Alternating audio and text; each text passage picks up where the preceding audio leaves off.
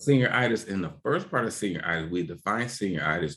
We talked about the decline in motivation and performance. I will reread the definition for us.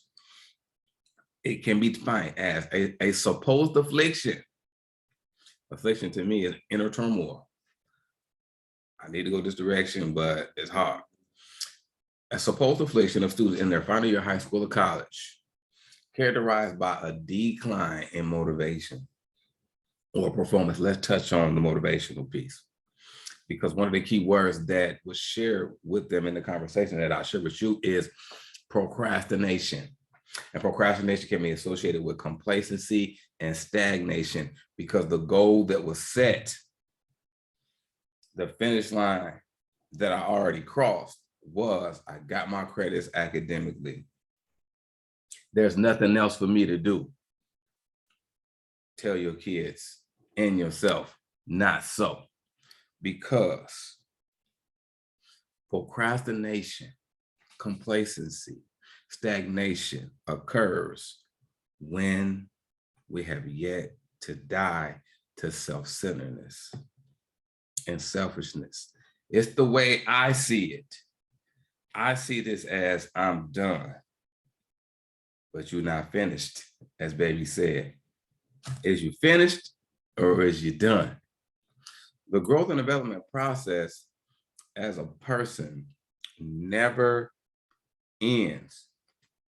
There are times where we take it upon ourselves to put pause or press the pause button because it's uncomfortable. But if we are not only focused on our academic proficiency and prowess, our kids will be able to see that there's more to it. It's not going to give you a whole bunch of assignments academically and ask you to finish them. But now is the time, and high schools may want to consider this. If students are declining in motivation and performance on the back end, all the testing that has been issued to them is complete. Maybe we can create a program and insert a program that says preparation for life after high school. Preparation for life after high school, because I can get all the academic knowledge and exposure, but if I don't know where this information fits, I can easily be discouraged. And I can easily have inner turmoil, and I can easily decline in my mental health if there's no preparation. Proper preparation prevents poor performance. Now the schools can do this, but if the schools don't, the primary responsibility lies upon the parent. Too many times, us as parents put too much responsibility in our schools. Our schools do what they're designed to do to the best of their ability, but it lies upon us. The complacency aspect, the procrastination aspect is connected to the type of motivations that we have. And there's at least three types.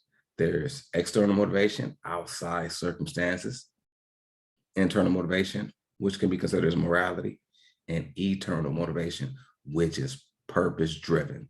So I introduced this to the students, and as I introduce it to you as we close out this conversation about senioritis, know that senioritis is not just something that high school students and college students can be under the impression of, but understand that the principle of senioritis is complacency, stagnation, based on being externally motivated.